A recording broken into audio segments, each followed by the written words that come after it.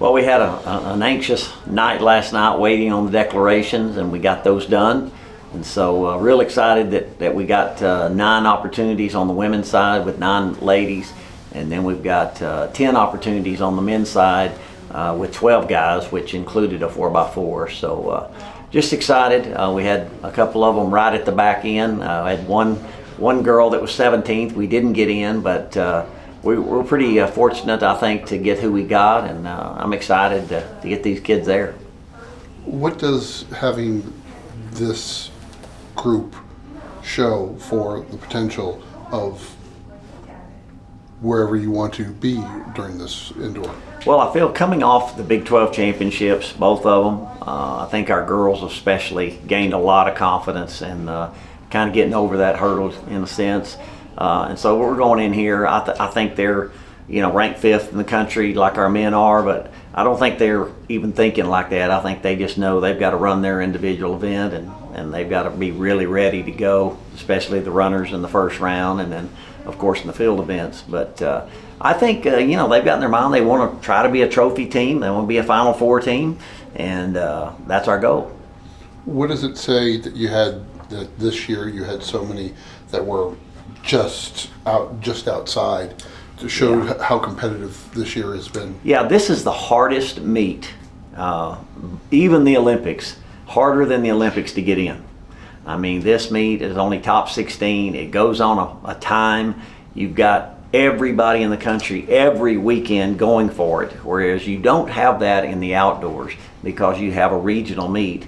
And so people just have to get a very average mark to make the regional. But you've got to be, one of the very best. And you're top 16 in the country. You're automatic All-American second team just to make the meet. So it's really says a lot when you're 17th, 18th, or 19th, and you didn't get in. You're still one of the very best. What does it say for you as a coach to have Fanny sneak in at the very end? Yeah, I had probably 10 people tell me during the meet that was their favorite race at the Big 12. And yeah, just where she's come, people don't realize I coached that event. I ran the 800. I coach her. She ran 207 last year, and then she's running 201.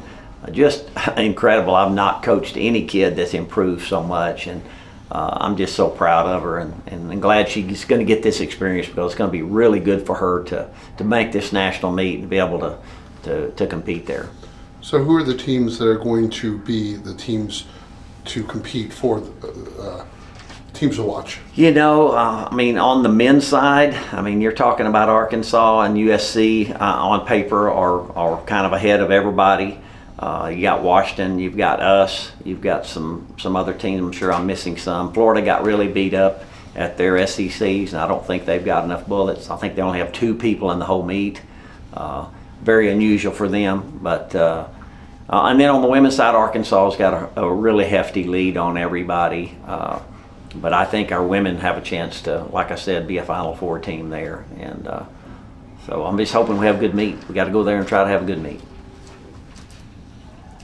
What's it going to take for a good meet? What's the recipe for a good meet for the team? I think how our kids are ranked, we have at least got to do that. Timmy Tope's in the top 3, Shelby's in the top 3, Naomi's in the top 5. She needs to be top 3. Then we need to get something, in the 200 with Breon. I don't think we have many opportunities for where we can't. They have to make the finals and they have to score for us to have that opportunity. But our 2 triple jumpers, they're like 9th and 10th. Well, they need to score. And I think if we can do that, then we're going to have an opportunity. Funny, it'd be great if she'd get in the final. For us to be top 4, I think we got to score about 30 points. We could do that with 3 seconds and get 24 and then just have a little bit from each. There's a lot of scenarios of how you get there, but we've got to really be on fire, kind of like we were at Big 12. What do you know about Virginia Beach? The facility, the track. Well, the track is copied after ours. I do think it's a hydraulic, but the radius and everything, they came here and looked here for 2 or 3 days back before they built it. The city built that one. My understanding, the track's really good. There's not a fantastic warm-up. They only have 3 lanes, to my understanding. For the warm-ups, that's going to be a challenge for our runners. But we'll make it work, and everybody's going to be in the same position. But I think the facility is good. it's kind of made like Alabama's. That facility, I think it has a swimming area. It's kind of the city-owned type thing, so it's real big. I think you got a big area to do a little warm-up. It's more like basketball court and things like that. She said they came here to look at your track. Do you remember who exactly it was? Is that what? No, it was the city officials. People? Yeah, we've had so many people come and copy this track, and which is wonderful. Well, I think it's the fastest track in the country, but I think what makes ours special is football, having the football side to warm up in very properly. And we had 5 lanes here for the Big 12, and that's unheard of anywhere to have that good a warm up. So we just have and I think the loudness of this building and the excitement of this building, it just makes it second to none. What's your preparation schedule and travel schedule? We're trying to recover from the weekend. If you were a thrower or jumper, you're ready to go pretty quick. If you were a sprinter and ran 3 and 4 and 5 races, then this is kind of the first day we're really getting back to doing much. So we'll have 1 or 2 quality workouts, and then we'll leave on Tuesday of next week. We fly out and we'll travel all day, and then we'll shake out on Wednesday and then do a hard pre-meet on Thursday. And then the girls start this year first. They're the first section on Friday, and then the men follow it. How impressed were you with the triple jumpers at the Big 12 meet, especially with Ruta being out? Yeah, that triple jump group, it took a big blow when Ruta went down, and we've had really 4 to 5 girls that are good triple jumpers, but she's national champion. It's hard to replace her. But man, Tamia's just started to get better and better. And I mean, if you'd have picked her to be the Big 12 champion before that meet, she's ranked 4th or 5th. And same as Funny, she was ranked 5th in the 800. And so our girls really stepped up. And I think Susan and her, they've kind of taken that load on themselves and decided, hey, we've got to make up for some of her points. And like I say, I'm just real proud of that group. Just being able to sweep both, never been done. How did, at least for you guys, how did it just, what was your reaction to seeing, getting the Gatorade bath and seeing everybody go crazy? Yeah, I've been wanting to do this for a long time, and so to see the women win, number one, was really special because I knew we had the team to do it. We had the team to do it last year. We've been so close 2 or 3 times, and we've had some kids get injured or just not have a good meet. And to see them come through, to handle the big moment like they needed to, and have personal bests, have 4 Big 12 champions, that's hard to do. And then our men, to be able to do it with them and then going for the 3-peat, that's really hard to do. So, it's one of my highlights of my career here, and I'll remember that a long time. Made a little bit of history with them. Why did they change the trophy design after 03? Well, you can talk to our commissioner about that because I understand he didn't like our trophies. I don't want to put words in his mouth, but my understanding is he wanted a new design. So my understanding that came from our commissioner. With the high jump on the female side, they're so tight. Yes. And during the finals, they were encouraging each other and cheering each other on, especially when one of them dropped out. What does Tammy and Evelyn have to do that would give you hope for some points from them? Yeah, Timmy has been more the veteran. This is the first time Evelyn's got to nationals.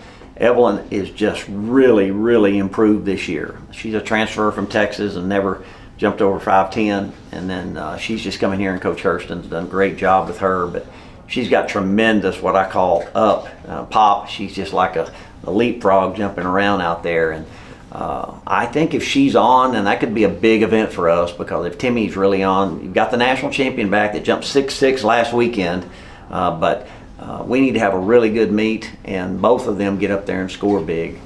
There's where we could be, a Final Four team, is if things like that. If we get a triple jump score or 2, and we get high jump both score fairly high, and then just those runners take care of business, we can score up to 30 points. Go ahead. On the men's side, what's it? How do you take when you're taking 2 freshmen with BJ and Sean coming in and immediately being part of, national championship? How do you calm them down the nerves before they have to Yeah, participate. we've taken them to some big meets. We went to Albuquerque with them. We're trying to get the best people we bring in here each week. So we've been jumping against the very best and competing against the very best. And yeah, I'm sure they're going to have some nerves. But I'm just so proud that the culture that we have with our veterans, well, then they've settled down and become a big part of that. And so I'm just hoping that carries through for this weekend, that they can just relax. Of course, be nervous, but be relaxed and do their job, and they both can score high. And what's the time between, because you got Malachi in both the 60 meters and the hurdles. What's the separation of time before those? Yeah, great question. Last year, we didn't have but about 15 minutes, but they've redone the schedule, and he runs the 60 first actually, and then he's got 30 minutes, which is plenty time, the most we've ever had. And that's going to be a big deal, especially if he makes the finals in the 60. Then the 60 hurdles, he's going to have a lot more time than he's ever had. Even in our home meets, he's got more time than he's ever had. So we're real encouraged with that. Where's he sitting in the in each of those? I think he's only about 7th or 8th in the 60, and then he's 2nd in the 60 hurdles. He and the USC guy. But that's every event. Last year I believe his 6:58 made the 60, and he took 6:57, and 3 people were injured to pull out of that. It was really about 6:55 to 6th. It's just gotten so much better.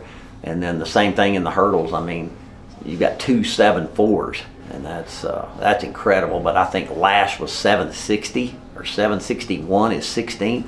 I mean, that is the most competitive hurdles in every race I've ever seen.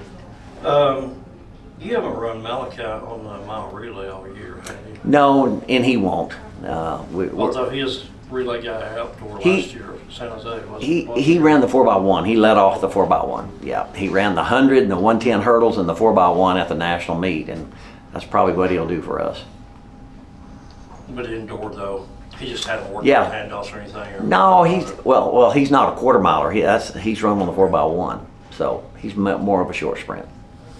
Earlier this year, you talked a little bit about how deep this team was, especially on the women's side. How important has that depth been throughout this season and going into the Yeah, I think championship? it tells when you're still being ranked 4th or 5th in the country and you lose your national champion. And then at a national meet, that's 10 points, and then you score 40 normally the time you're winning. And so I think it just tells a lot about the other kids on the team. And if we had Ruta, we'd be ranked really high. And so, but no, I think that's the most important thing is the depth is showing up, whether you lose one great one or not. And it's kind of where our men are. Sean, if he's able to run or not run, he's 8 or 9 points, and those are a difference of being top 4 or being 8th or 9th. And at that meet, every point's valuable.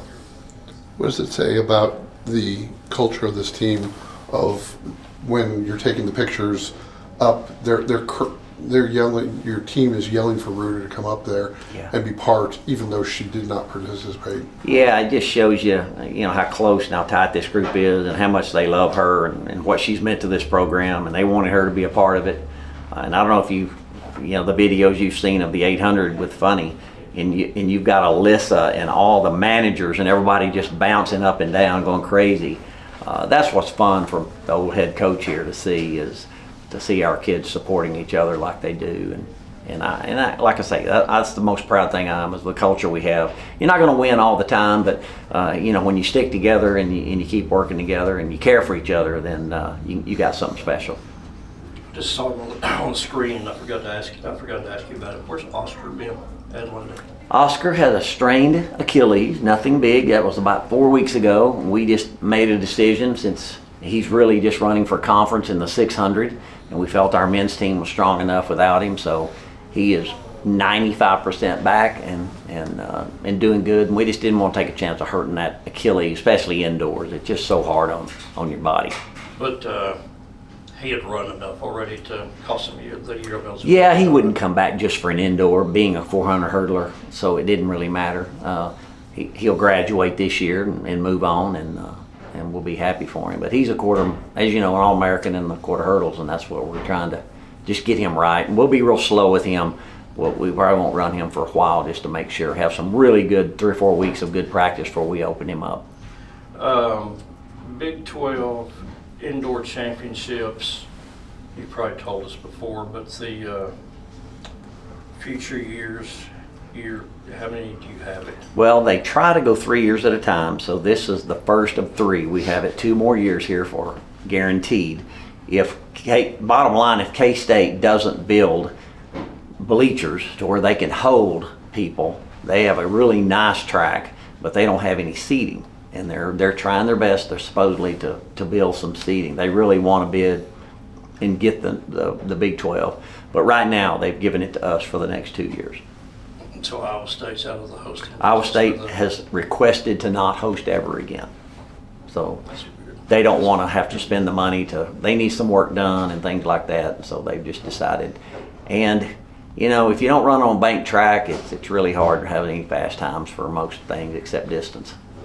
So people want to come here then? They want to come here. I mean, you know, you saw Even records with your broken. advantage, even with your home crowd advantage. Absolutely. I'm sure they don't like that, but they know there's no better place for their kids to perform well than here until we have another option. What's your message to the fans who have come for home meet and the Big 12 and made such an impact on this team? Yeah, it is incredible to see when we've had these Big 12. I joked, you know, we won the national championship last year, and it was more exciting at the Big 12 championship than it was at Boston because we had more crowd here. We had more fans. We had more people screaming, hollering, just going crazy. But yeah, my loyal fans, every meet, this side's full.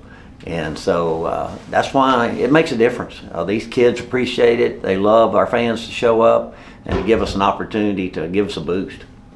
After this, no rest for the wicked. Outdoor start. Yeah, we head to Abilene the week we get back, but we won't run any of the national people there. We'll just run the people that didn't make nationals. We'll open up a few more national people at Texas Relays, and then we have a home meet that'll open up even more. But we're going to take our time. You only got to be ready for Big 12, regional, and nationals outdoors. You've got to be one of the top 48 in your event to make regional. So that takes a lot of pressure off these kids. And we need to let some of these kids' body heal a little bit. Indoors beats them up. So I'm looking forward to that.